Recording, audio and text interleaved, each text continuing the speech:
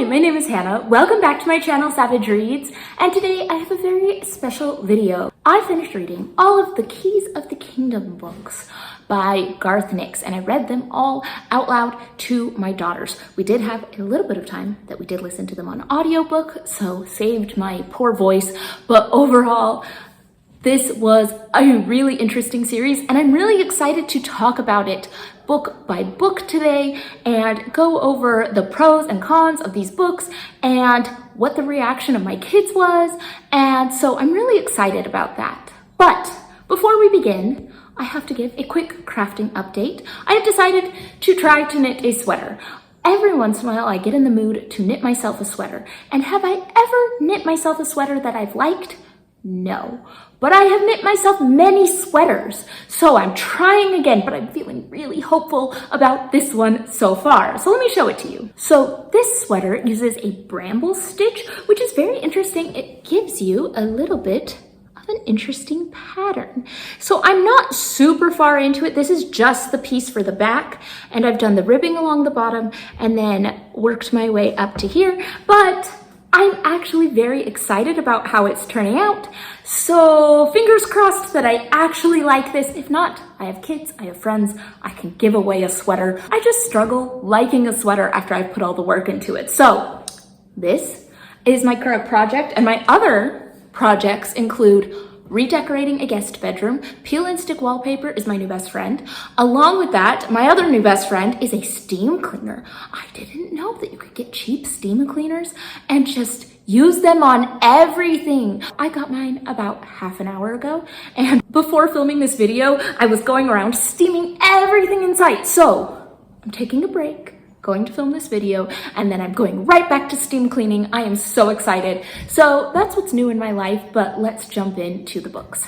So there are 7 books in this series, each one going along with the days of the week. So we first have Mr. Monday, and the description says, Arthur Penhaligon is not supposed to be a hero. He is in fact supposed to die an early death, but then his life is saved by a key shaped like the minute hand of a clock. Arthur is safe, but his world is not. Along with the key comes a plague brought by bizarre creatures from another realm. A stranger named Mr. Monday, his avenging messengers with blood-stained wings, and an army of dog-faced fetchers will stop at nothing to get the key back, even if it means destroying Arthur and everything around him. Desperate, Arthur ventures into a mysterious house, a house that only he can see. It is in this house that Arthur must unravel the secrets of the key and discover his true fate. So we are focused a lot on Arthur and this house, and we are led to believe throughout this series that the house is the center of the universe, and Arthur has been chosen as the heir to this house, with these unfaithful trustees of each of the realms of the house not wanting him to follow the will of the original architect. So that's our main setup for the series, and you really have this reluctant hero. He does not want to be in these adventures. This book really managed to capture that adventurous spirit that you really want in a book like this. You felt that there was magic lurking around every corner. You almost feel like you could reach out and be a part of it. So I loved this book. I thought it was a really great setup for the series, and I was super excited to get to the next one. My girls also loved this book. They enjoyed it. We read it at a reasonable pace. So we were all ready to pick up Grim Tuesday. So Grim Tuesday is the second book, and it takes place on Tuesday in human time. But Arthur has to go back into the house to defeat the next trustee. It says Arthur Penhaligon didn't think he would ever have to return to the very strange house that nearly killed him on Monday, the house that contains a fantastical and sinister realm. But the next day brings new challenges in the form of an enemy named Grim Tuesday, who threatens the safety of both Arthur's family and his world. Arthur must retrieve the second key from Grim Tuesday in order to save everything, an adventure that will force him to steal a sunship, survive a very weird work camp, befriend a bear-like spirit, and fight the void nithlings. And even after all that, he will still have to venture into the scary far reaches for an ultimate showdown. The stakes are high and time is ticking. I liked this book as a continuation of the first one, but there's something magical and classic that you got in Mr. Monday, of that he's the chosen one, he's gonna save the world, introduced to a new fantasy realm, that really caught my attention. This one was a little bit more, you are going to be a slave in the pit. It was a good continuation. It didn't have quite the same pull as the first one, mostly because I don't know very many people who think, wow, what a great adventure being a slave in a pit. It didn't quite have the same magic as the first one. It felt a little bit depressing, but it was also compelling enough that I was excited to go to the next one. This is one that I did read on a bit of a road trip and completely killed my voice because I read for more than 2 hours straight without stopping, and that's not very fun. But my girls were really excited to go into the next one, so we were gonna keep going. Now, how this one began, I had to roll my eyes a little. You would think that by the third time we get into our adventure, our hero Arthur would not be quite so reluctant and have a little more agency in how he gets pulled into the adventure. And so I was a little annoyed with how this book began, but this book was great. It really recaptured a lot of the magic of the first one and made me very excited for the series. This is Wednesday has rolled around and Arthur Penhaligon has an invitation to return to the house that he can't refuse. Drowned Wednesday has sent a ship to pick him up from the hospital, even though his hometown is miles away from any ocean. From hospital room to the high seas, Arthur finds himself on an adventure that will pit him against pirates, storms, explosions of nothing-laced gunpowder, and a vast beast that eats everything it encounters.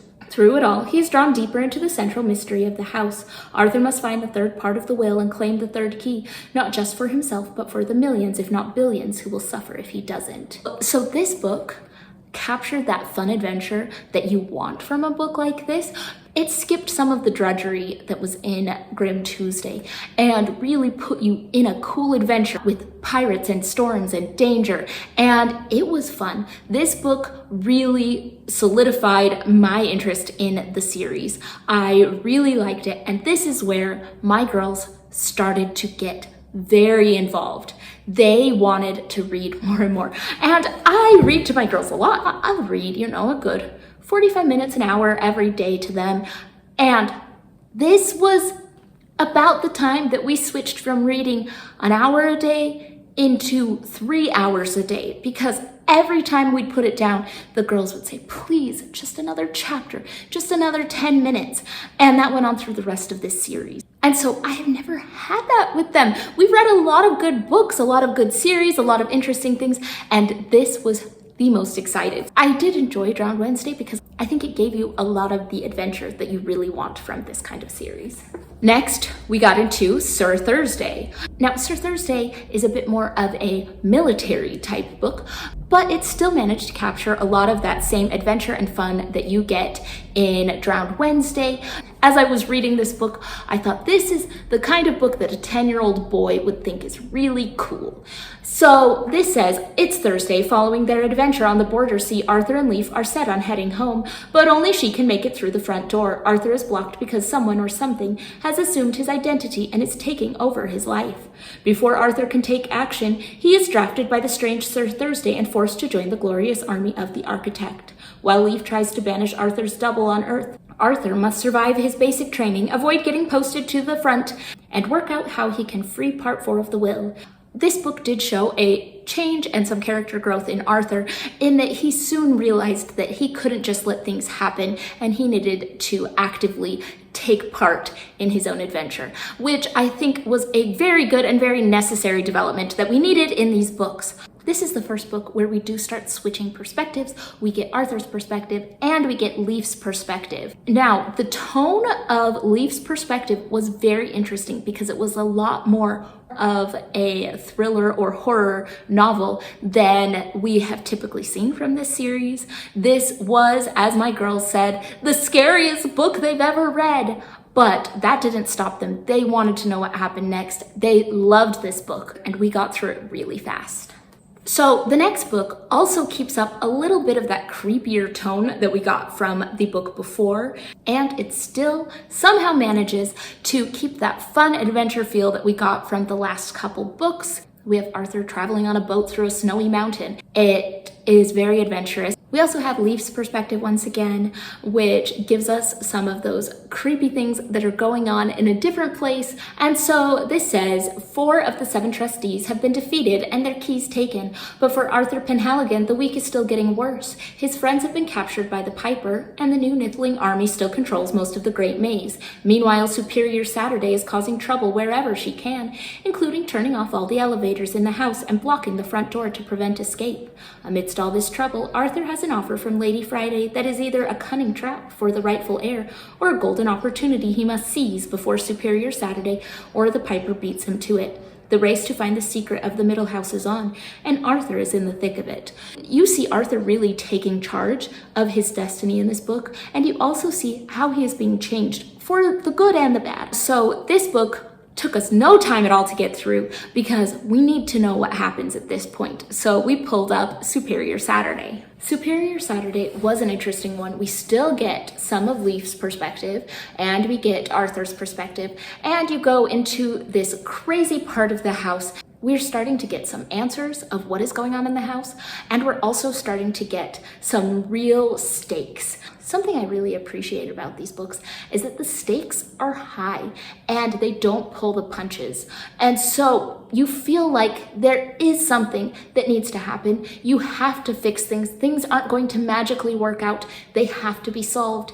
And if they aren't solved, something bad will happen. And it doesn't feel fake or forced. It feels like, yes, those are real things that we need to worry about. And I do think books need to have real stakes, real consequences, real problems that can happen. And so this was really good for that. This says, Arthur Penhaligon has wrested 5 of the keys from the trustees of the will, but gaining the 6th key poses his greatest challenge yet. Superior Saturday is the oldest denizen and the most powerful sorcerer within the house. She has thousands of sorcerers at her command and has been preparing for the rightful heir in the will's escape all along. As Saturday's schemes become evident, Arthur is beset on all sides. The house is being destroyed, and only the keys can hold back the tide of destruction. Arthur's home city is under attack. His allies are unreliable. He can't get into the impregnable upper house, and even if he does, finding the 6th part of the will and the 6th key might not be enough to stop Saturday's ultimate bid for power. And so this book, we are really getting into the home stretch. You can feel things ramping up. This is about the point where my daughter somehow invented the concept of fan fiction from scratch.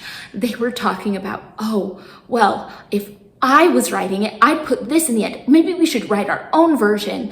Oh, maybe instead of days of the week, they could be colors of the rainbow. And maybe we could have them do this and this. And they were talking about all their version that they would make if they were writing these books because they wanted the story to keep going. So they were so into this. I could not believe that at this point, my 5-year-old not only is paying attention to all of these books, but she has theories about what's happening. She is making all sorts of wild guesses about what is actually happening and who is behind it all. And it is so fun. This has been a great series for 5 and 9-year-olds.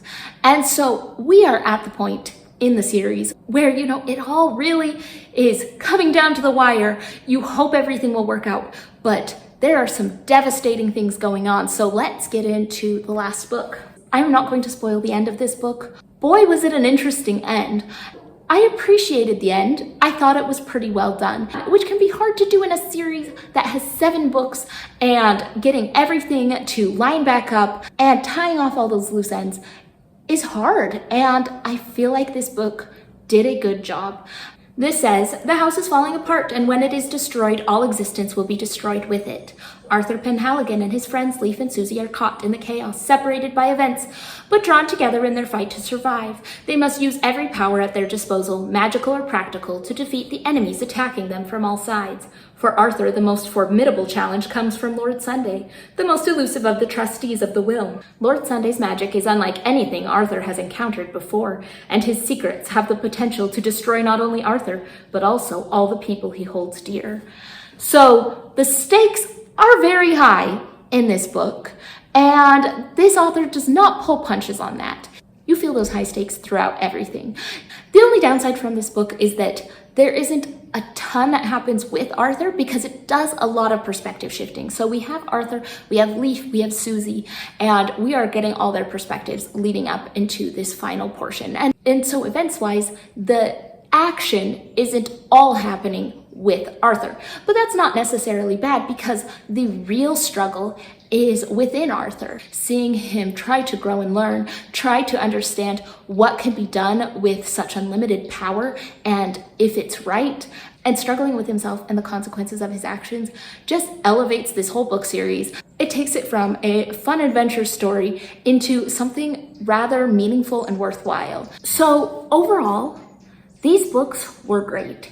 This was probably my best reading out loud experience with my girls. I'm not sure if it was just these books or if their ages are really working in my favor to make them excited about what we read, but they loved this series. It was a great read aloud. Each book is not too long, so reading it out loud is doable. I loved seeing how excited the girls were. So each of these books, each of the unfaithful trustees is supposed to embody one of the 7 deadly sins.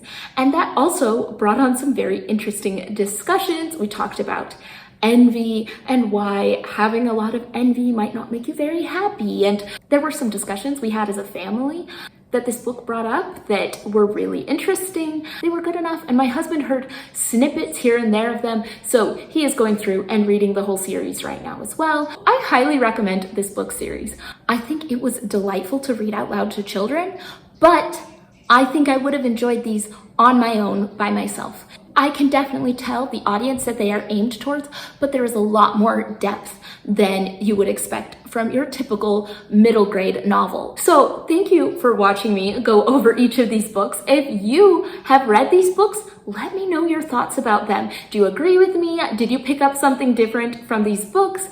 And if you haven't read them, now you have some new books for your list.